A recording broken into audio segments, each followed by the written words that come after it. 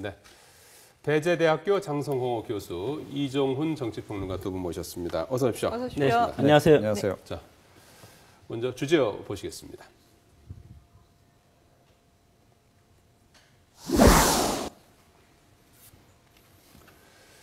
자, 앞서도 살펴봤지만 문재인, 박지원 의원은 본선행이 이제 기정사실화 됐다고 봐도 될 것 같고요. 네. 결국은 이제 박주선, 이인영, 조경태 의원 이 세 사람 중에서 이제 누가 되느냐. 이제 오늘 이제 운명의 날이 될 것 같은데 네. 누가 될 것 같아요? 글쎄요. 이번에 만약에 컷오프에서 문재인 의원이 탈락한다면 최대 이변이 되겠죠. 아마 국민적 관심도 굉장히 고조되지 않을까 이렇게 여겨지는데 예. 그런 일은 좀 없을 것 같고요. 예. 네. 또 다른 이변을 기대한다면 사실은 조경태 의원이나 이인영 의원이 2등을 차지하는 거죠. 근데 그거 역시 지금 쉽지 않아 보이는 그런 그 상황이고 네. 결국 조금 전에 말씀하셨듯이 문재인 의원이 1위, 그다음에 이제 박지원 의원이 네. 2위, 그다음에 3위가 누구일까 하는 네. 건데 지금 얘기는 박주선 또는 이인영 얘기가 좀 많이 나오고 있는 상황이죠. 네. 근데 두 분 다 장단점이 좀 있긴 합니다. 예. 그래서 좀 지켜보긴 해야 되겠는데 변화를 선택한다 그러면 조금 좀 그 취약한 감은 없잖아 있지만 그래도 이인영 의원 쪽으로 선택을 할 가능성이 네네. 좀 있지 않나 이렇게 생각을 합니다. 그렇군요. 요번에 이제 중앙위원회에서 사실 378명이 뽑는 거 아닙니까? 여론조사가 들어가지 않고. 예. 그렇기 때문에 저는 이미 답이 좀 나와 있지 않나 싶은데, 예. 가나다 순으로 지금 잘 배열이 되어 있는 것 같습니다. 예. 나중에 결과를 보면 알겠지만, 제 개인적으로 전망을 한다면, 지금 가나다 순으로 되지 않을까. 네.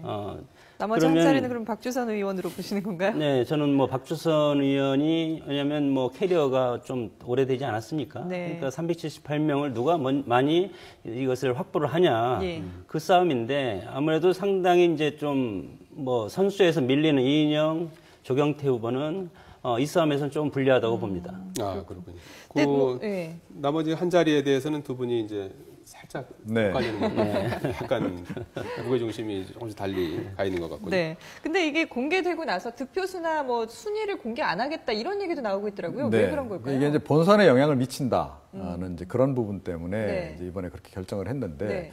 근데 과거에 사실은 그 뒤집힌 적이 많거든요. 예. 2010년 9월 달에도 이제 그때 컷오프 있을 때 사실은 3, 4등을 이제 정동영 의원이라든가 이런 분이 했는데 다 또 네. 그분들이 1, 2등, 정세균 의원이 1등하고 사실은 했지만 또 다 뒤집혔거든요. 네. 그런 적이 있기 때문에 사실은 공개를 좀 하는 것이 오히려 도움이 좀 되지 않나. 그리고 좀 투명성이랄까 네. 또 국민의 알 권리라고 하는 것도 좀 있는 것이고 그다음에 표심을 또 나름 또 정확하게 좀 분석하는 그런 그 과정도 좀 필요한 거 아니겠습니까? 예. 그래서 대선 같은 걸 치를 때도 그 중간중간 여론조사 결과를 네. 계속 이제 공표를 하는 거 아니겠어요? 네. 자, 그런 차원에서 사실은 공개를 좀 하는 게 바람직한데 좀 하지는 않는 것 같고요. 예. 득표와 관련해서는 대략 지금 가닥이 잡혀 있는 상태 아니겠습니까? 문재인 의원이 절반 정도 가져갈 것이고 나머지 나눠 갔는데 나머지 중에 또 절반 정도를 박지원 의원이 가져갈 것이고 나머지 군소 후보들이 이제 나눠 갖는 과정에서 그나마 조금 많이 득표한 글쎄요 한 50표, 60표 정도 득표하면 3위에 들 수 있지 않을까 그런 예상이긴 한데 좀 예. 지켜봐야 될 것 같아요. 공개 말로는 공개 안 한다고 하지만 이런 누군가는 이제 보는 거기 때문에 그렇죠. 이렇게 사실은 네, 나올 나올 수 것 솔직히 같은데. 말씀드리면 예. 다 알려집니다. 알- 곧바로 알려지죠. 알려진다 거의. 네. 예. 근데 저는 알려진다 하더라도 공식적으로는 공개를 안 하는 것이 예. 전당대회 시너지 효과가 있지 않습니까? 예. 야권이 이번 전대를 통해서 총선 대선까지 네. 지금 추동력을 발휘를 해야 되는데 그러기 위한 아주 씨앗을 뿌리는 건데 여기서 1, 2, 3위를 아예 현격한 차이로 공개를 해버리면 전대 흥행령에 있어서 상당히 마이너스라고 보기 때문에 예. 당에서도 그런 것까지 아마 전문가들이 고려를 한 것 같고 예. 공개를 안 해서 나중에 이변이 나오면 그것이 당이 살 아주 결정적인 그런 이제 카드가 돼서 이것이 네. 활활 타오르면 야권이 집권당에 대항해서 아주 이제 큰 이 규모로 이렇게 이제 번질 것 같고 요번 이 절묘한 이런 선거가 보면 과거에 70년대 신민당 전당대회 예. 9월 달에 40대 기술인이었죠 그때 예. 김영삼, 김대중, 이철승 세 명이 붙었는데 1차에서는 김영삼 씨가 다수파로 1위를 했는데 2차 때 결선 투표 때 김대중 후보가 예. 대선 후보로 되고 그때 당시에 이철승 후보가 김대중 씨를 지지를 해서 예. 그러니까 지금이랑 저는 오버랩하면 상당히 아주 뭐 결정적인 그런 변수가 또 나오지 않을까 이렇게 봅니다. 글쎄요, 장 교수님은 흥행을 말씀하셨는데 네. 이미 흥행은 좀 망한 거나 다름없는 거 아닙니까? 솔직히 이미 결과 다 지금 예상이 되고 있는 예, 상황이고 이제 긍정적으로 봐주셔야죠. 제가 조금 전에 말씀드린 대로 뭐 이제 그야말로 극적인 그런 예. 그 이변이 뭐 속출하지 않는 한은 예. 사실은 국민적 관심을 끄는 데는 실패했다라고 저는 보고요. 네. 뭐 어느 정도의 컨벤션 효과는 좀 있지 않을까 이렇게 생각을 합니다. 네. 그러니까 결국은 뭐 친노 핵심 세력들을 다시 재결집하는 그런 의미는 있을 텐데 그 이외에 친노 핵심을 제외한 나머지 사람들이 정말 신날 그런 전당대회인가? 예. 그건 이미 아닌 거로 판명이난 거나 다름없는 거 아닌가 이렇게 생각합니다. 예. 예. 자, 다음 주제요. 잠깐 보시겠습니다.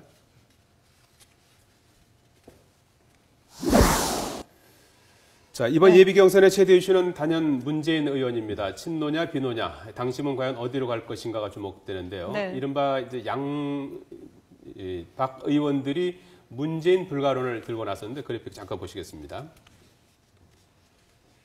네, 박지원 의원, 이 대선 주자는 당권보다는 국민 속으로 들어가야 한다면서 문재인 의원을 겨냥을 했고요. 박주선 의원 또한 문 의원은 계파의 힘을 얻어서 대표가 된 다음에 대권 후보가 되려는 야심이 있다면서 본인은 살고 당은 죽이는 일이라고 말했습니다. 반면에 문재인 의원은 후보들이 네거티브로 일관하고 있다, 축제로 끝나야 한다면서 이에 대해서 일축했습니다. 자, 이 대선 패배 책임론과 대권 분리론을 이제 압박받고 있는 상황에서 문 의원이 과연 이제 압승할 수 있겠는가 하는 부분인데 어떻게 전망하십니까? 뭐 압승하겠죠. 네. 사실은 그래서 저는 이제 문재인 의원이 제발 좀 나오시지 말아주시길 바랬는데 결국 나오셨단 말입니다. 자, 나오셨다고 전제하고 당권하고 대권을 분리하는 것은 사실은 정당 혁신 차원에서도 해야 될 일 가운데 하나거든요. 예. 그렇기 때문에 당 대표가 되는 순간 사실은 대권은 포기 선언을 하는 것이 바람직하다. 누가 당 대표가 되든 그렇게 네. 생각을 하고요. 사실은 뭐 비노라고 하지만 워낙 이게 좀 이해가 많이 좀 갈릴 뿐만 아니라 네. 결집이 안 돼 있는 상황이기 때문에 이거 싸움은 해보나 마나인 거고요. 그리고 오늘 뭐 사실은 그 컷오프에 들어가서 투표를 하시는 분들을 보면 네. 뭐 국회의원이 대부분이고 당협위원장이 대부분인데 이미 친노계가 다 장악을 하고 있는 거 아니겠습니까? 그런 구도기 때문에 결과도 뭐 거의 뻔하다는 네. 거죠. 오히려 이제 모르겠습니다. 이제 실제 그 전당대회에 가게 되면 예. 그때는 이제 그 투표인단 이제 범위가 좀 넓어지기 때문에 조금 예. 차이는 날 거라고 생각은 하는데 오늘 사실은 그 컷오프 결과는 뭐 거의 나온 거나 다름이 없다 이렇게 봐야 되는 거죠. 압승이다라고 보시는데. 선거인단 구성상 예. 그런 거죠. 장 교수님 어떻게 보시나요? 근데 뭐 절묘하게 선택을 하지 않겠습니까? 컷오프는 아직 공개를 안 하니까 네. 나중에 결선에 가면 지키는 자와 도전하는 자가 지금 극명하게 갈리고 있습니다. 도전하는 자는 2명이고 지키는 자는 문재인 후보 1명 아닙니까? 그럼 마지막에 저는 집토끼 이번 전대의 특징은 저는 찬토끼보다는 집토끼를 지키는 전략으로 가는 것이 훨씬 좋다고 보기 때문에 민주당의 지역적 기반이 호남 아닙니까? 그렇기 때문에 호남 출신이 저는 당대표를 맡아야 된다는 그런 당위성이 있고 나중에 총선, 대선 때 가서는 이념적 스펙트럼을 넓혀야 하기 때문에 그때 가서는 이념적으로 중도적인 세력들을 대폭 그리고 뭐 좀 좌쪽으로 온 이런 세력들도 대폭 끌어들여서 네. 경쟁력을 갖추는 것이 저는 좋다고 봅니다. 그것은 당원들이 유리한 선택을 저는 하리라고 봅니다. 예. 근데 최근에 이제 당권 대권 논란과 관련해서 이제 문재인 의원이 자꾸 네거티브를 한다라고 네네. 이렇게 얘기를 하시는데요. 이게 네거티브가 아니고 사실은 바른 말을 하는 거거든요. 그러니까 정치 혁신의 어떤 바람직한 방향에 대해서 얘기를 하는 거고 만약에 이렇게 좀 설정을 해보자고요. 문재인 의원이 당대표가 됩니다. 네. 또 공천권을 사실상 행사를 해가지고 뭐 친노계 중심으로 또는 친노계를 친문계로 전환을 시켜서 친문계가 되고 당선이 됐다고 치고요. 예. 그걸 해서 당내 경선에서 유리하겠죠? 그렇게 해서 예를 들어서 대선 후보까지 됐다라고 할 때 예. 그게 과연 바람직한 야당의 모습이냐라는 겁니다. 그러니까 이미 그 박근혜 대통령이 보여준 네. 그 경로를 그대로 따라가는 거나 다름이 없고 이것 자체가 사실은 제왕적 대통령제를 낳는 또 제왕적 대통령제와 관련한 비판론의 핵심에 해당하는 부분이기 때문에 오히려 그걸 개선하려고 하는 노력을 보여야 되는 거죠. 네. 그래서 제가 조금 전에 말씀드렸듯이 이번에 당대표가 만약에 문재인 의원이 되더라도 대권은 과감하게 포기하는 것이 좋겠다. 저는 그렇게 생각을 합니다. 예. 뭐 당권 대권은 어차피 당헌에 관련된 문제이기 때문에 그거에 대해서 뭐 지금 당헌 상은 출마할 수 있게 돼 있지 않습니까? 예. 그거에 대해서 지금 뭐 왈가불가하는 것은 의미가 없다고 봅니다. 네. 그것은 미리 어떤 링 규칙을 정한 다음에 그 다음에 출마를 못하게 하면 당권 대권 분리를 한다면 당연히 문재인이 출마를 하지 못했겠죠. 네. 그러나 그런 것이 없기 때문에 현실적으로는 지역위원장이라든가 국회의원 수를 많이 가져야만이 대선 후보가 될 수 있는 네. 것이 그것은 뭐 기본 아닙니까? 네. 그렇기 때문에 어떻게 보면 박지원 의원이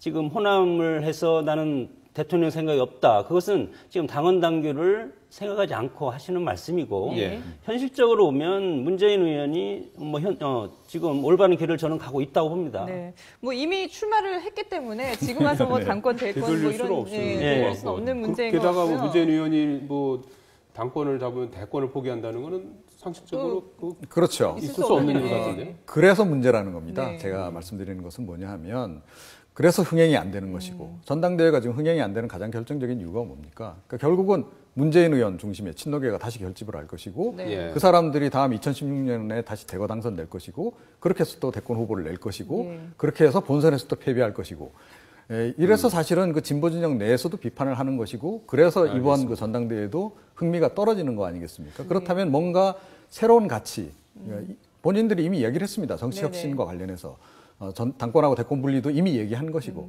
그러면 오히려 그런 걸 실천하는 모습을 전당대회를 통해서 보여주는 것이 훨씬 더 유리한 것이죠. 저는요 오히려 독이 든 성배를 문재인 의원이 대표로 하면서 한번 먹어보고 여기에서 혹독하게 실현을 한번 겪어서 이것을 극복 못하면 대선 못 나가는 겁니다. 그래서 오히려 이런 측면도 있고 또 다른 측면은 이 기회가 예를 들어서 박지원 그리고 박주선 의원이요? 박주선 후보가 나중에 연대를 해서 전대에서 뒤집혔을 경우에도 박지원 의원이 승리했을 때 예, 박지원 의원이 혹시 박주선 의원한테 양보할 수도 있지 않습니까? 예. 그것은 모르고 예.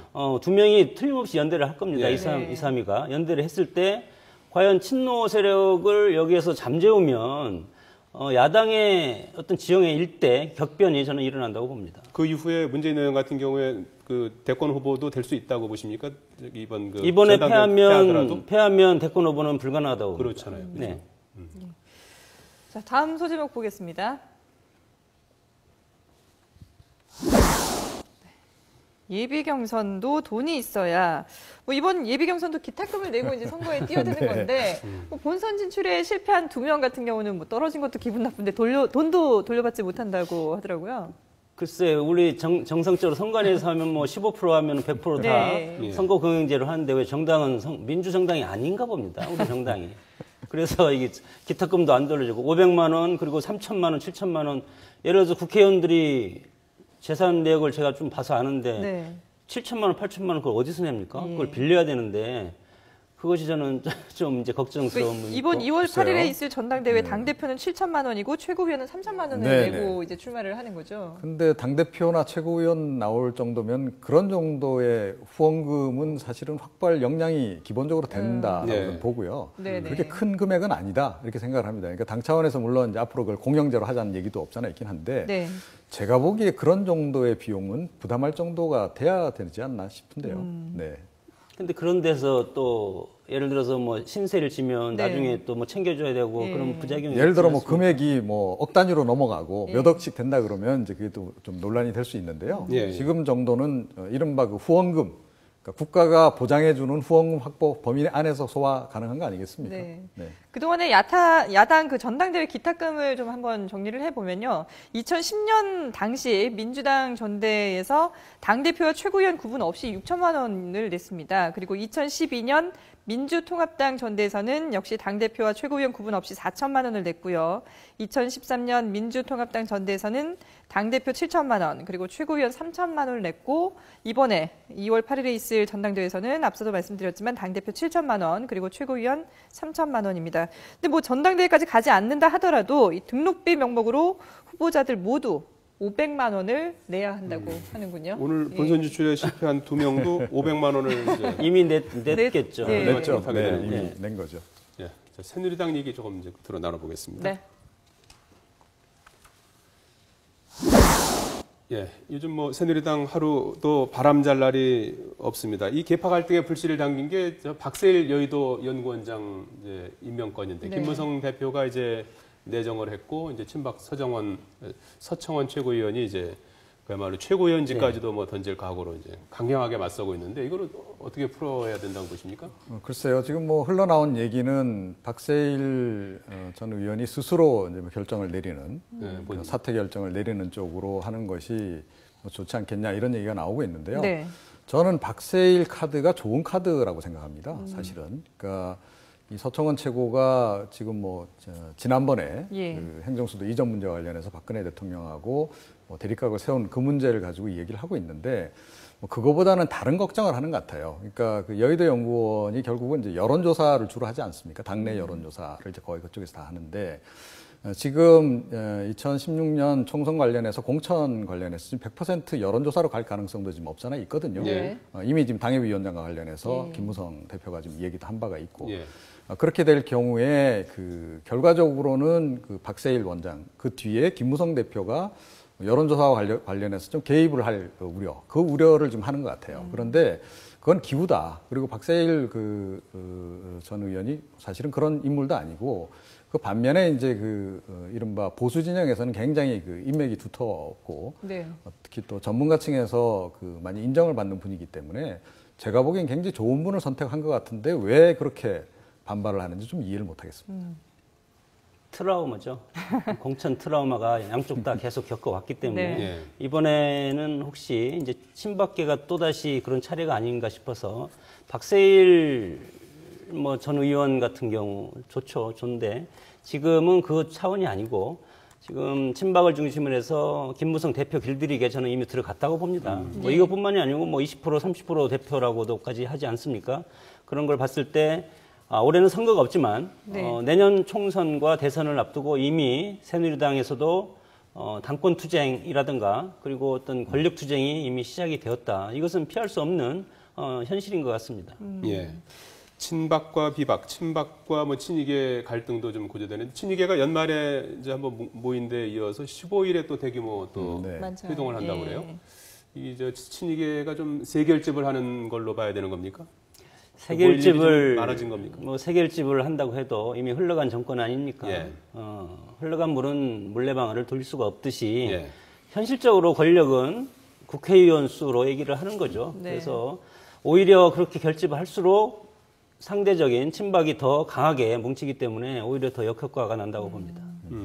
근데 뭐 흘러간 세력이라고 말씀하셨는데 네. 예. 그건 사실은 친박계도 이제 앞으로 마찬가지 운명에 처하게 되는 거고요. 네. 지금 친이계들이 지금 가장 걱정하는 것은 역시 그 국정조사인 것 같아요. 그러니까 자원외교 국정조사와 관련해서 어찌됐건 본인들이 모셨던 전직 대통령이 증인으로 나오고 거기서 뭐 좀 험한 꼴을 당하고 이런 것이 좀 이제 보기 민망한, 그래서 어떻게 보면 그걸 좀 최대한 막아보려고 하는 그런 의도가 있는 것 같고요.